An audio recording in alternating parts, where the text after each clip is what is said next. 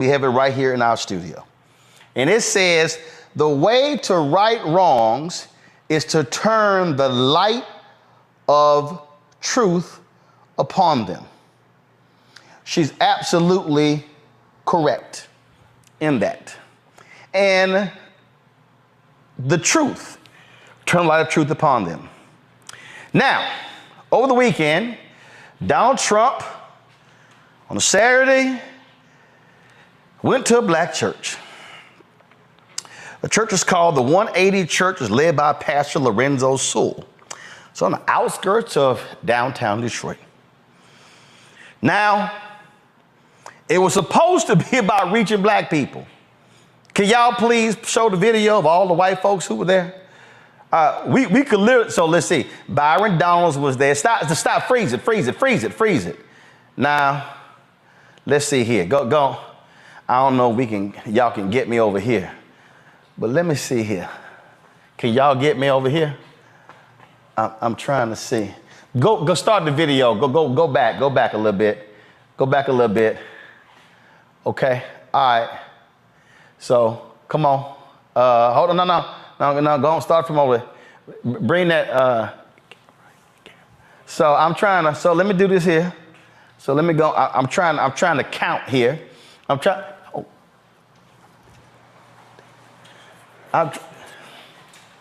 to sit here and count, y'all. I'm trying to count here because I'm really confused. I'm really confused here. Okay, so, so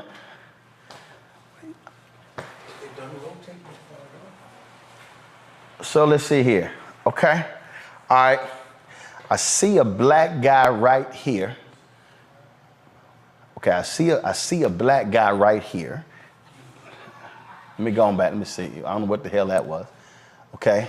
I see a black guy. I see a black guy right here. Okay. Let's see here. Okay.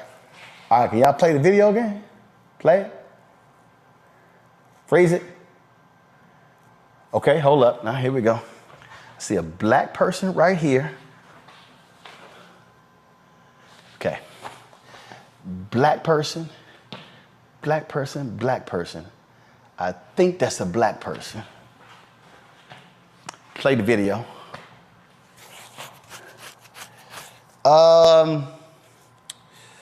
Let's see here. Okay. All right. Black person. Run back over again.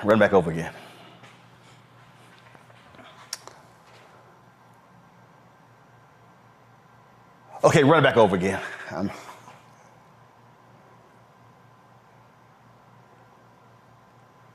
Okay, so I think I saw all the black people. They're about 12. That was it. They're about 12. About 12 black people here, okay? Now, this is the only angle we got? Okay, there's another one I saw. Okay, fine. Okay, I want you to play this over again, y'all. Play it over again. Okay, so Ben Carson was talking. Okay, play it over again. Freeze it. Play it forward. Freeze it. All right, y'all see this right here? See all them vacant seats right there? That means church wasn't packed. Play it. Freeze it. Vacant seats right here. This is Kellyanne Conway talking to lying-ass Maria Bartiromo on Fox News. Biden's not doing anything like that. Look at the contrast of just this weekend. You got Donald Trump in Detroit talking to 8,000 people, and then at a black church, of course. Biden's not doing anything like that. Look.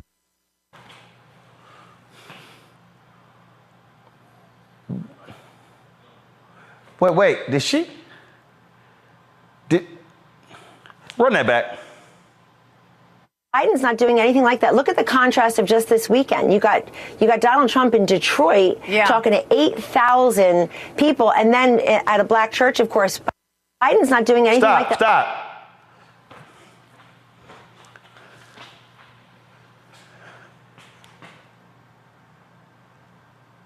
Can she please tell me where the other 7,650 people are? Because I damn sure didn't see No, 8,000. Y'all, do y'all realize that the church that held the Aretha Franklin funeral, that also held the Rosa Parks funeral, don't fit 8,000 people? What in the hell? She is, of course, the queen of alternative facts. Okay, gotcha. All right. That's Kellyanne Conway. Okay, all right. I'm through over here. So you saw them so-called black people.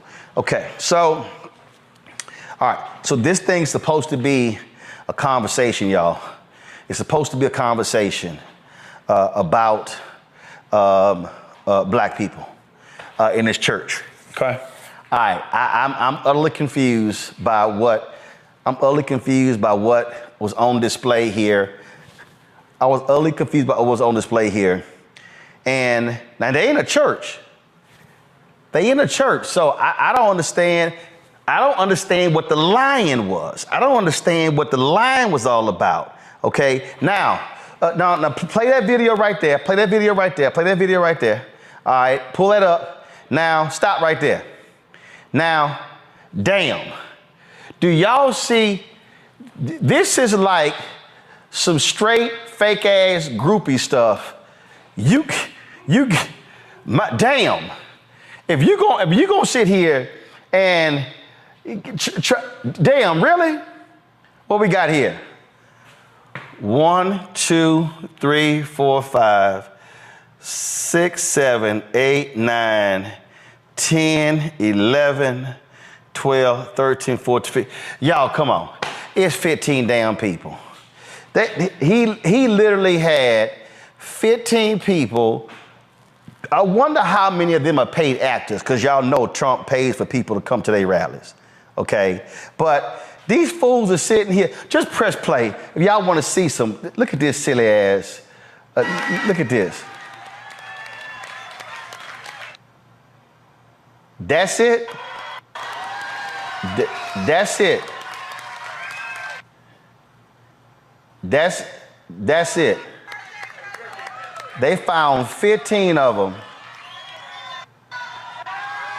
Stop right there. Here's my other deal. I don't know who these two Negroes are, but you cannot be a real black person and have your Bama ass wearing a hat in the pulpit. I don't know who these two Bamas right here are, but they need their ass whooped. Okay, all right. So let's. Okay, so Donald Trump sat here, and he goes to this, and of course all the conservative media covering this, Newsmax. They all covering it. They all sitting in Newsmax, Fox News. They all making a big deal out of it. So let's just go ahead and start the lying. Press play. It's an honor to be here. It's a very important area for us. We've done more for, and I say this, I say it proudly, more for the black population than any president since Abraham Lincoln. That's a big step. I stop right there, y'all. I done heard some silly ass comments before. That man right there has got to be on meth. You ain't done more for black people than LBJ did. You ain't done more for black people than Bill Clinton did. You ain't done more for black people than Truman and FDR did. His punk ass actually said, matter of fact, Ida B. Wells was sitting there campaigning for Herbert Hoover. This fool actually, a straight ass lie. Now y'all notice he says that he ain't never following that up with any facts whatsoever. And them 12 Negroes, yes, Donald. Yes, Donald. Yes, Donald. You're our man, Donald. Lying ass. Go ahead and roll it.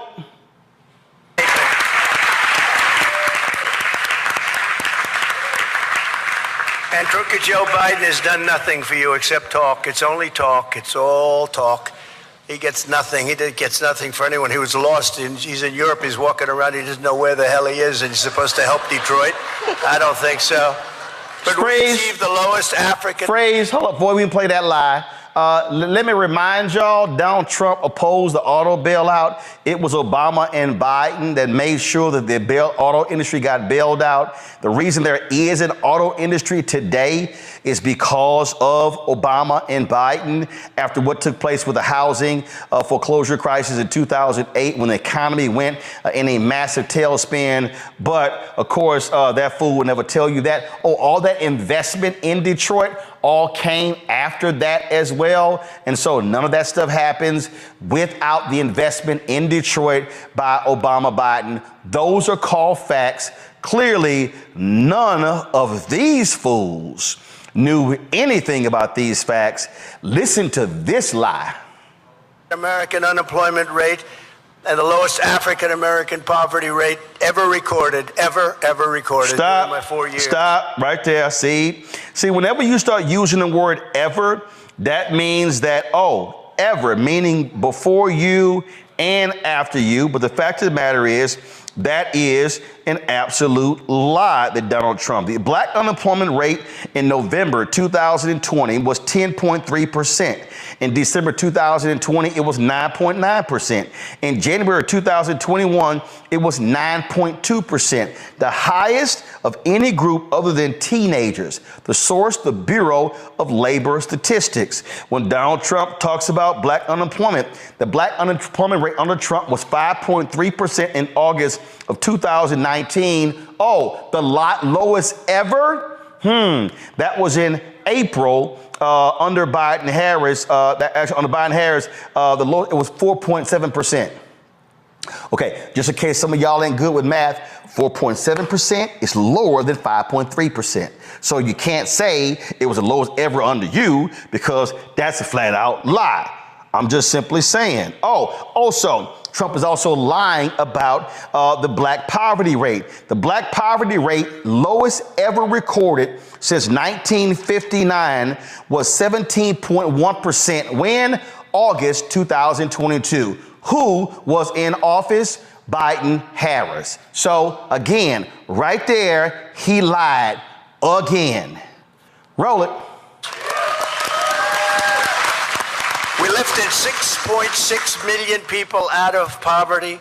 Black Americans saw their largest increase in home ownership on record. There's never been anything like it. Stop. During our period of time. Stop. Flat out lie. Flat out lie. The highest period of black home ownership took place under President Bill Clinton, not under Donald Trump. I don't know what the hell he's talking about, but that's just a flat out lie. And so again, this is what happens when you sit there,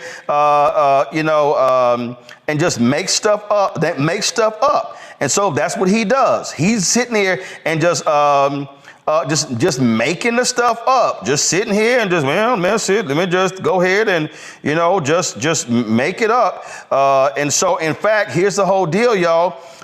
Let's see, African Americans also have increased their black home ownership as of February 2024. And let's see here, let me pull information up. Let's see here. Okay. Black home ownership rate, February 2024, was 44.1%. So Trump is just sitting here, y'all. He's just sitting here lying. He's just lying. But again, though, that's what happens when you sit here and just, make it up because he goes. And so here's it right here. So black home ownership increased during the pandemic, but what happened was you saw, of course, that particular change. And so the numbers went up to, let's see right here, the black home ownership rate increased 2 percentage points. Let me see if I can pull this up for y'all. Give me 1 second. The black home ownership rate increased from 42.2% to 44.2%. Now, and today it's lower than it was in 2000. Again, let me say it again. In 2000,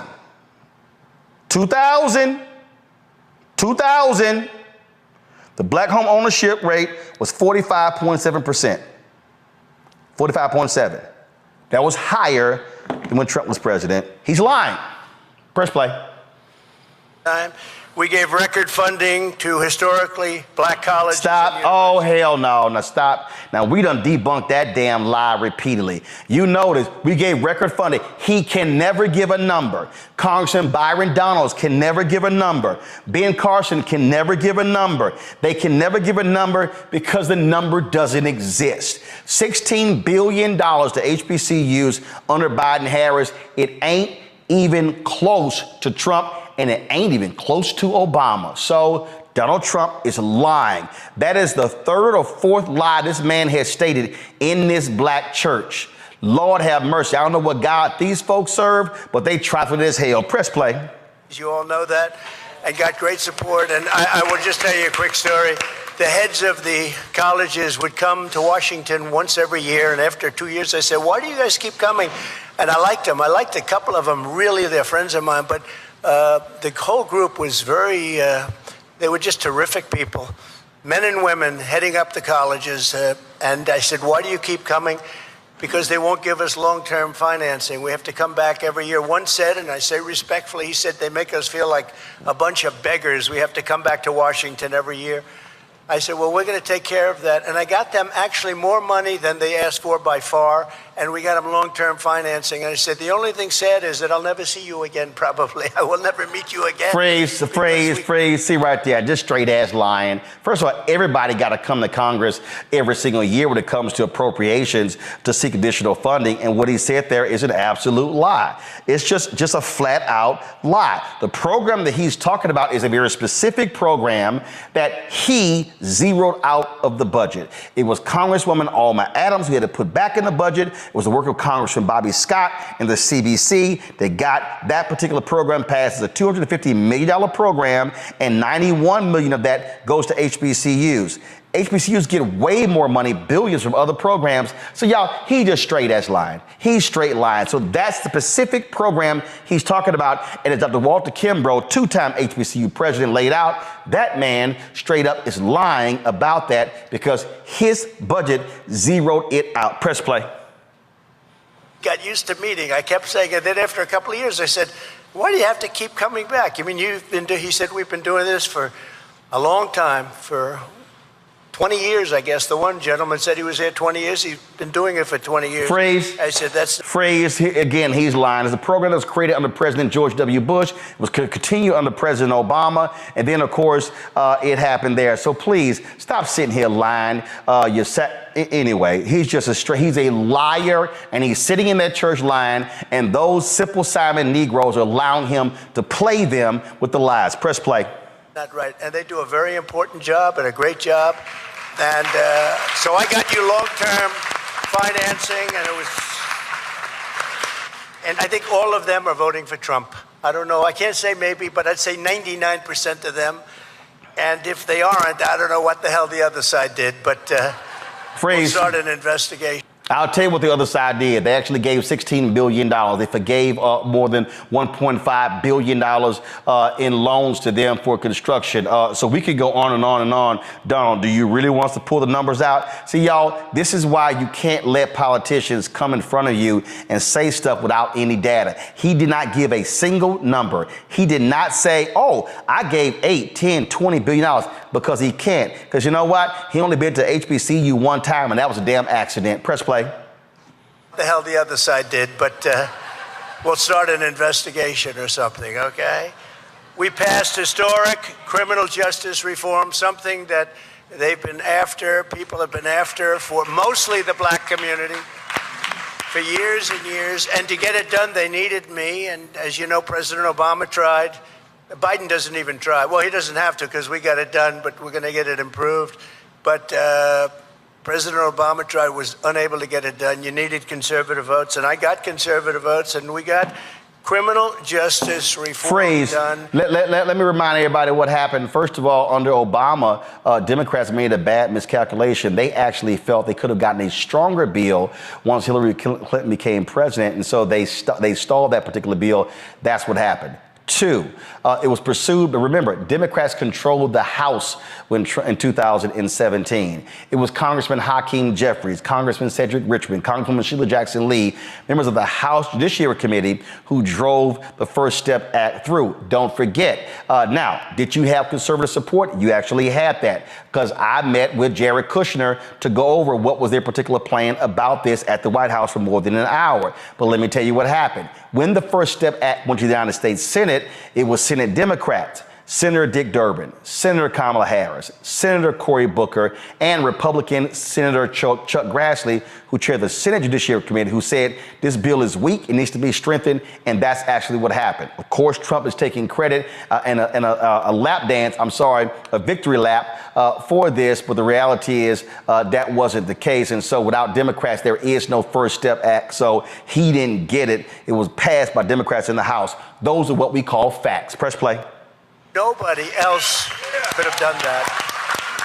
And we're very proud of it. And when I left office, we had no inflation. Gasoline was less than $2. Phrase. I'm sorry. Go ahead and play the rest of that nonsense. Mortgage was at 2.6%. The border was secure. Wages were rising, and the jobs were the best in the history of our country for African American, for Black Americans. The jobs were the best in the history of our country. Other than that, what did I do? Not that much. Phrase. Not that much. Now. That's real interesting. All the things that he laid out when he left office and how all things were amazing and things were wonderful. And we had jobs and all that sort of stuff. Gasoline was $2. Really? Is that what happened there, Donald? So was there something you're forgetting that was going on? The reason why gasoline was $2 a gallon that you claim when you left office, that was just, I swear as I listened to that, that was just one thing that was just sort of jumping out at me that I never heard. Henry?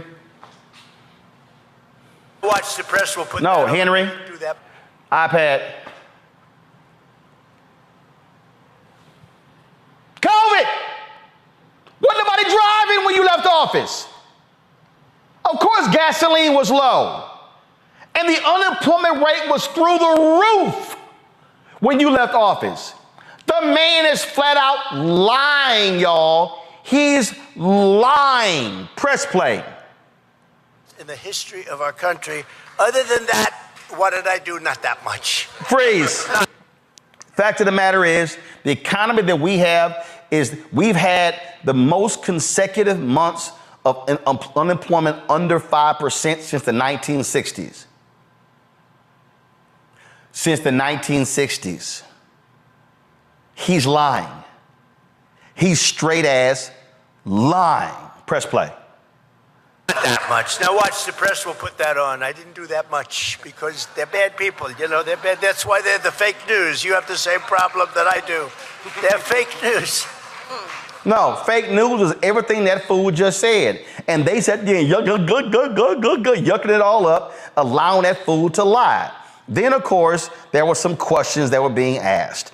And so you sat there, and I just sat here and was like, oh, my God, listening to some of this nonsense. And so there was a question that was asked. It was a very specific question that I found to be quite interesting. And so what I want you to do is I want you to actually listen to this, y'all, and Lord have mercy.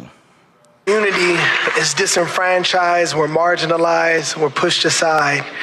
And there are two things that are happening with crime and employment. You're an entrepreneur. How do you see funding entrepreneurs, specifically keeping the black dollar in the black community? Let me explain. If I want to eat, I have to give my money to the Albanians at Coney Island. If you want to get gas, you need to go to the Chaldeans. If you want to have your hair look like mine, you got to go to Asians. And I thank God for Asians. My wife is right there. She's Asian. Our children are Blasian. So I give it up to my Asian brothers and sisters. Okay, I got to phrase that bullshit right there. Because first of all, y'all, I've been to Detroit. To act like you don't have black-owned restaurants in Detroit is a simple lie. And then he's trying to say, only Asians do black hair in Detroit? That might be news to all the black barbers and the black cosmetologists that are living in Detroit. What the hell is he talking about? But it gets better. The hits keep coming. Listen to this.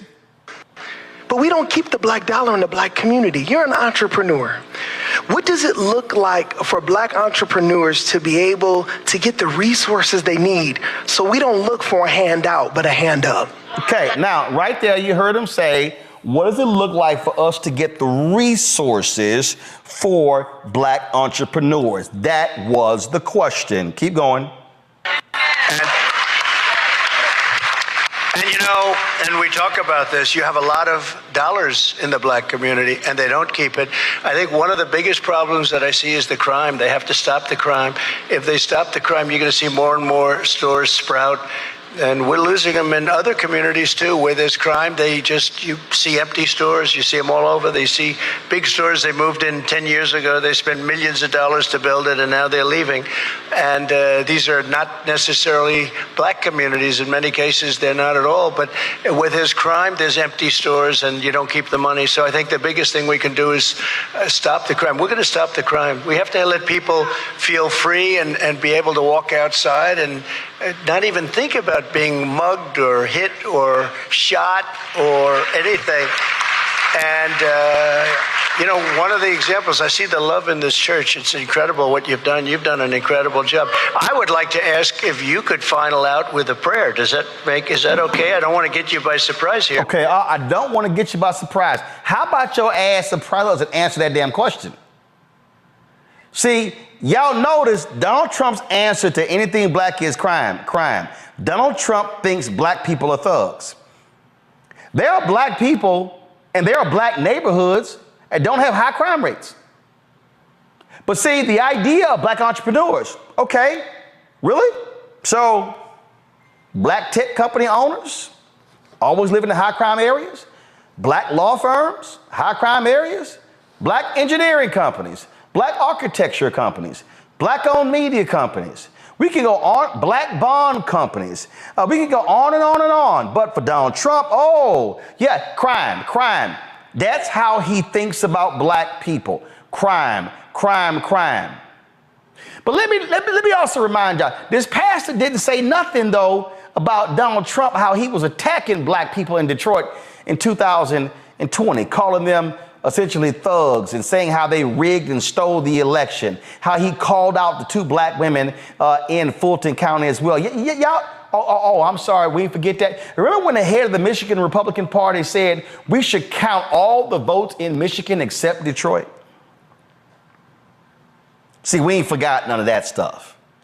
We ain't forgot none of that stuff that was asked. But I want y'all to hear the prayer. Listen to this.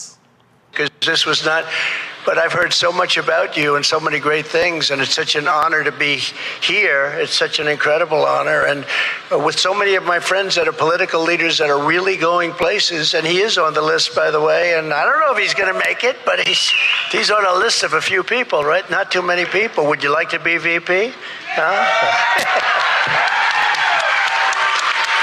Ooh, let me sit here and do a dance.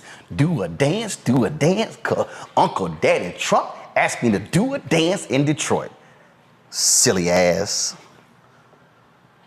Tell you one thing, it'd be a good one too, but I'd love to ask you to finish off with a prayer. Does that make sense? I would love to pray. Thank you very much. Let us bow our heads. Heavenly Father, we thank you for the 45th president of the United States of America. He was charged with 34 felonies. Then he raised $53 million in 24 hours. Ooh, let me go ahead and stop that right there. First of all, I'm very confused, Pastor Sewell. Now, mind you, I want y'all to know we invited Pastor Sewell on the show. He was unavailable. We're trying to get him later in the week. Oh, I would love for him to come on the show because I would love to ask him, you were praying for a man who cheated on his wife with a porn star and then paid the porn star off in hush money so it would not be publicly revealed First of all, what you prayed for was a lie. You said that he was charged with 34 counts and then raised $50-some-odd million.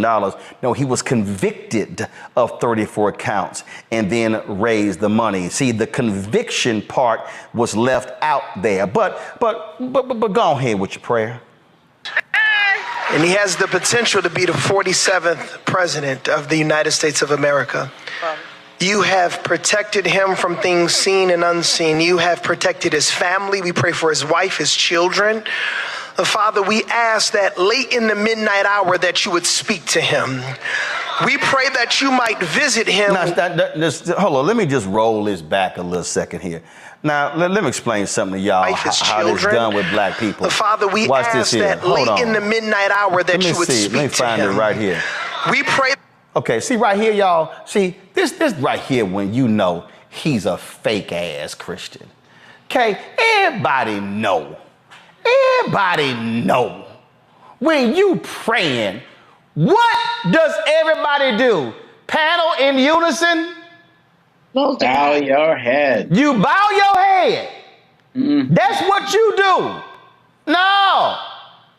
Trump, he praying. Trump, look, go back to the video. Way to go. Oh, great prayer, Negro, great prayer. Oh, yeah. Look at, that's what, he just so look at him. Head bowed. Look at the pastor. Head bowed. Pastor, head bowed. Dude with the hat next to him, head bowed. Everybody head bowed. Y'all, this man ain't real. This man ain't real. Y'all know this man ain't real. You know he not real. Because Donald Trump does not actually remotely even understand the Bible. We all know this. We all know because he flat out is a fraud. That man is uncomfortable as hell in church. And just remind y'all, because see, again, I don't forget nothing. Y'all might remember when he was asked this question in an interview. And, ooh, Lord, if y'all want to see the fake Christian jump out, here we go. About how it's your favorite book, and you said, I think last night in Iowa, some people are surprised. Hold on, let me go back to the beginning. Here we go right here.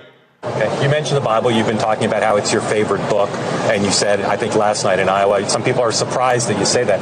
I'm wondering what one or two of your most favorite Bible verses are, well, and why. I wouldn't want to get into it because to me that's very personal. You know, when I talk about the Bible, it's very personal, so I don't want to get into verses. I don't want to get into. There's no verse that means a lot to you that you think about or cite. The Bible means a lot to me, but I don't want to get into specifics. Even to cite a verse that you like. No, I don't want to do that. You're an Old Testament guy or a New Testament guy? Probably equal. I think it's just an incredible, the whole Bible is an incredible. I joke very much so. They always hold up the Art of the Deal. I say my second favorite book of all time. But I just think the Bible is just something very special. Okay, you mentioned the Bible. Yo, that fool actually said, yeah, they're about equal. You could ask a kid when Jesus wept. I mean, y'all. Oh no, I don't know. It's personal. I don't really. I'm just saying. I mean, I'm trying to think of a scripture. I'm trying to think. Shoot, I can't even remember one of them books. I can't. Since I like money, my favorite book of the Bible is Numbers. Let me see. I'm trying to understand. I tell you, my favorite story is when Jesus turned the tables upside down in the temples. I love the fact. You know what? I love the fact that the Bible talk about money more than anything else. I know they're talking about poor people, but I don't really want to talk about the poor people. So yeah, but it's really personal. I mean, I'm just saying, it's so personal. I can't even tell y'all, because you know what? I ain't never read it. But that's what we're dealing with here, y'all. That's who this pastor allowed into the church. And so when you allow somebody into your church and he can't even address any of these issues, He literally can't even speak to the issues. And y'all, keep in mind, this fool is actually hawking a Bible with him and Lee Greenwood. He's actually hawking a Bible. This man will sell out anything to make a buck. And so you sat here and listened to all that stuff he said, and it was lies. He was just making stuff up. And everything that I said, y'all, can easily be fact checked. It's easily verifiable. That's exactly how it goes. You know what? I understand. I would love to. I can't wait to ask Pastor Lorenzo. Does he believe that the Christian in Trump should be talking like this about another Christian? You shouldn't use that kind of language. Look, you can't use the word shit, okay? That's like Christie, you know, Chris Christie. Does anybody like Chris Christie?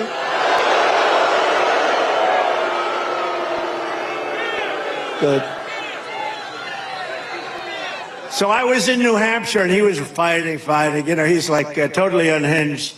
It's called Trump derangement syndrome. I would say he was a major case of Trump derangement syndrome. But he was in there and somebody from the front row said, "Sir, he's a fat pig." And I said, but nobody heard. The person was a nice person, but said I said, "You cannot call Chris Christie a fat pig. You cannot do that. Please, sir, if you call him a fat pig once more, I'm going to have you leave the arena." And the guy didn't know what was happening. I said, "Don't worry about it. I'm only kidding." You know. But I said, you cannot call him a fat pig because you're not allowed to use the fat word. That's mighty. That's mighty. You know, it's mighty Christian of him. Yeah, man. And I love this video here, y'all. This is a video here. Conservatives are sitting around. They say, "Black church erupts when Donald Trump enters." No. White people who are not even from Michigan who were attending the Turning Point conference showed up at a black church and they erupted. Watch.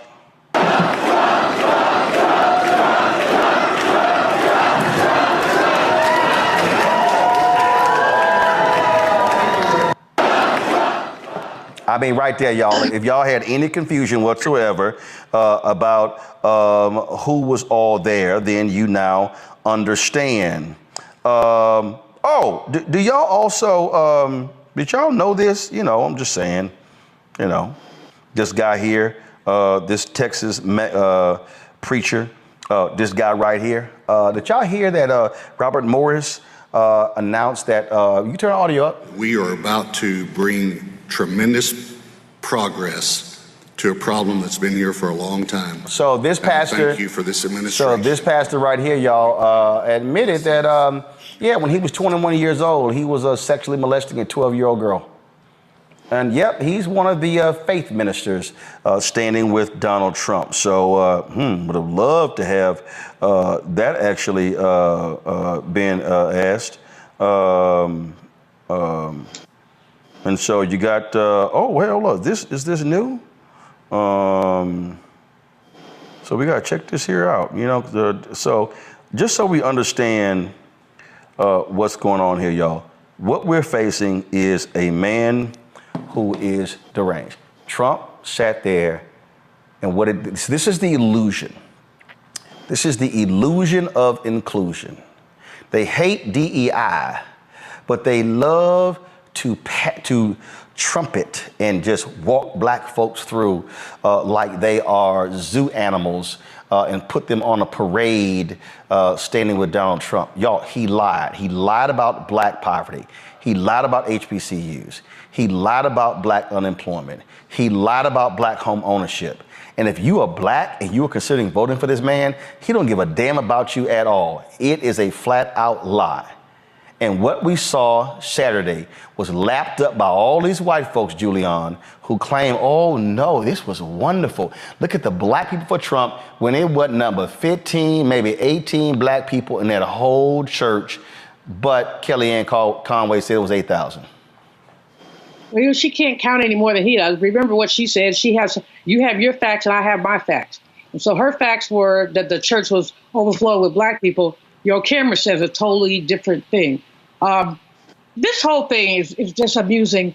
First of all, remember that time that Trump, he tried to, that's why he didn't do a verse that time. He tried to use a verse and he said something like 2 Corinthians or whatever he did. He got it totally out of context and made it clear that he never reads the Bible, doesn't know anything about the Bible, doesn't know anything about Christianity or anything else.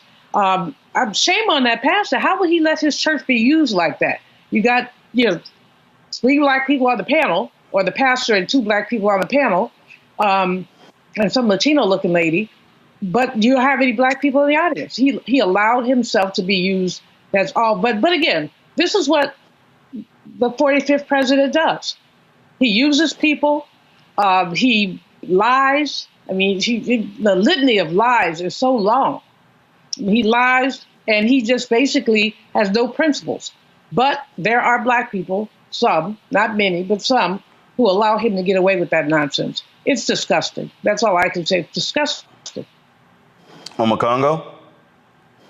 You laid out everything, and so I can't really add anything more than what you said about the nonsense and the lies that took place. My other issue today is just with the media. I watched, lots of news. I didn't watch everything, but outside of you, I only saw, Joy-Ann Reid, who was talking about the fact that people should not be saying he went to speak to a black church and black churchgoers, because that's not what happened. It's like me going to a synagogue and speaking to Catholics and people saying that I spoke to Jewish voters at a synagogue. That's not what happened here. It was white folks there at a black church, but he didn't, as he normally does, he speaks to white people about black people. And the media, if these other networks that are not pro-Trump are not going to get their facts straight, the CNN, the MSNBCs, then they're pretty much acting like the New York Post or the Wall Street Journal, because they're validating the nonsense and they're validating the lie. They needed to fact check, like you just did, the fact, and then that group of black people, they were over in the corner like it was a civil rights section or something. It's like that group, they weren't even in the main part of the, like, what the hell was that about, right? And then on top of that, lastly, with the pastor, he's using his platform to be an extension of Trump as well. And you're talking about, oh, you're an entrepreneur, you keep your money. How can you teach us how to keep money in our community? Donald Trump's companies don't keep money in this country. Trump ties are made in China. Ivanka Trump's his daughter's getting all of these deals and all of this. It's all a fraud. And so the pastor either fell for it or knew what he was doing but wanted to get this praise. Byron Donald shucking and jiving there as well. The media failed us. That church failed us. And I see you as the only person outside of Joy-Ann Reid who's calling this out in terms of the media that I watched today. I know other people probably did, but these other mainstream media sources dropped the ball and by default are an extension of Trump and Kellyanne Conway's lies. All this man does is lie. He told some 30,000 lies, Jolanda, when he occupied the Oval Office, and he will keep lying. Well, you know what? I'm not even going to go tit for tat with the lies, right? There are a number of things that just jumped to my mind when I saw this story. One, why do black pastors allow them into our churches? I mean, I never see white folks bring us to their white churches and say, hey, these are good black people. It doesn't happen. So I'm trying to figure out. Well, it all depends, because, Ed Young liked magical Negroes. I'm not talking about step and fetch it Negroes. I'm not talking about the Clarence Thomas Negroes. I'm not talking about those Negroes. I'm talking about real black people. But I will say this, we can remember, or we understand history, well, maybe not because they took it out of schools, that people who looked exactly like us on the continent sold us into slavery. They look like us, and therefore we believe them. This is no different. This is a Stephen from Django Unchained person.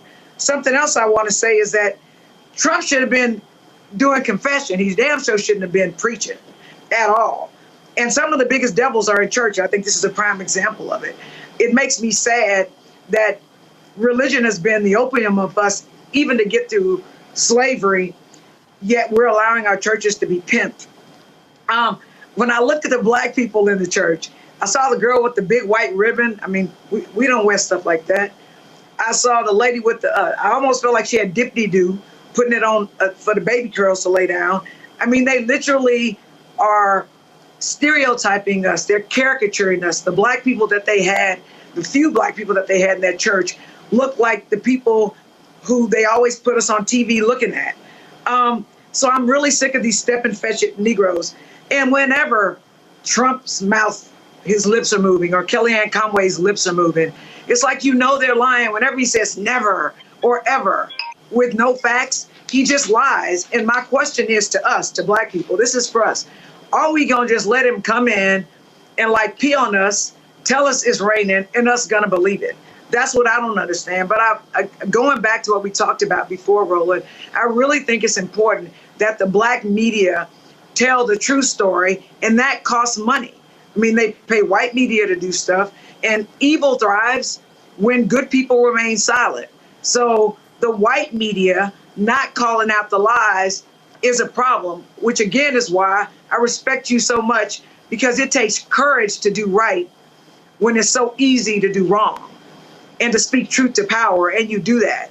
And so for me, I'm just, apart from, I'm really pissed about the lies and the caricatures of us on what appears to be legitimate media, because a lot of us, we look at TV, and if it's on TV, we think it's real. And I'm challenging everyone, all good, decent people, to speak up and speak out. And I'm challenging the Biden administration to reach out to those of us who have our ears to the ground and who are literally talking to people locally so that we can tell the truth and speak truth to power.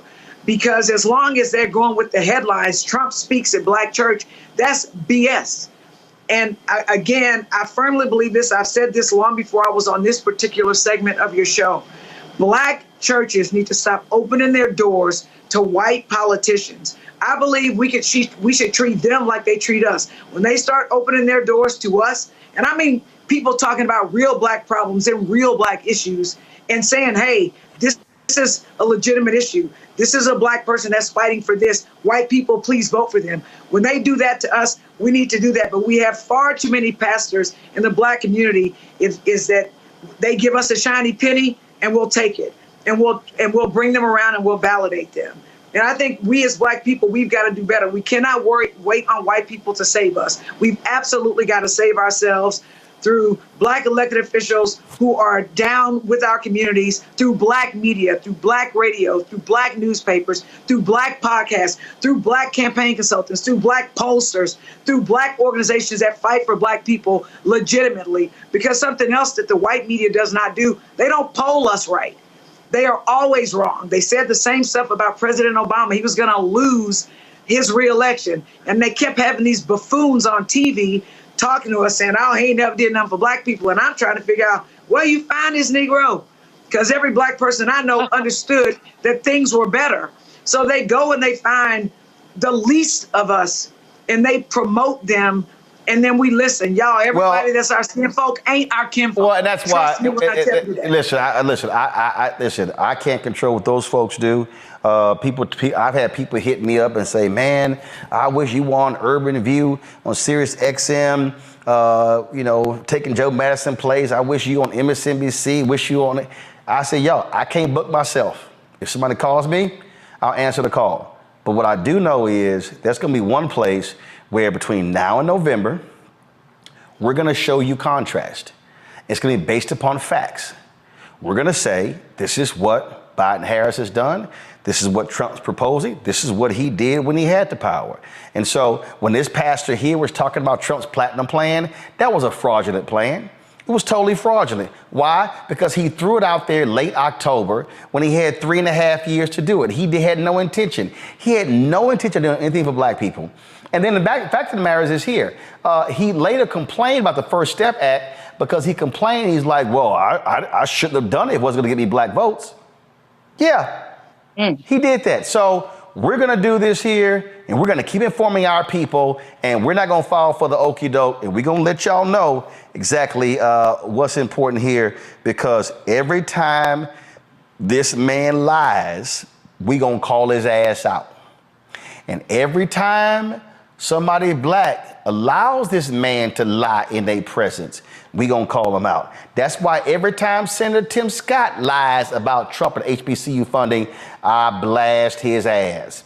And if Byron Donalds and Burgess Owens and John James and Wesley Hunt or anybody else, black and conservative, because see, when my man Chris Messler was alive, people would tell Chris, I don't understand, when you go on Roland's show, Roland don't be sitting here cutting you off, loud talking to you. And Chris said, because I don't lie like y'all do. He said, if you lie, Roland gonna cut you off. And he's absolutely right. We have got to expose these charlatans, expose these liars every time. And I can't wait for the pastor to come on, because I got a few questions for him. Like specifically, why did he knowingly allow Donald Trump to lie in his church when it was easy to Google the facts?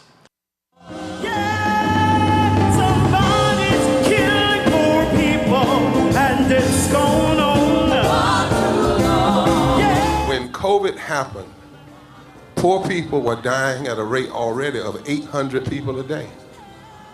Before COVID, if you went to a funeral every single day, it would take you 600 years to attend all the funerals of the people who will die from the ravages of policy violence, poverty, and low wages in America in just 1 year. It would take you 2 years and 19 days to go to all of the funerals of the people that will die today, and oftentimes silence.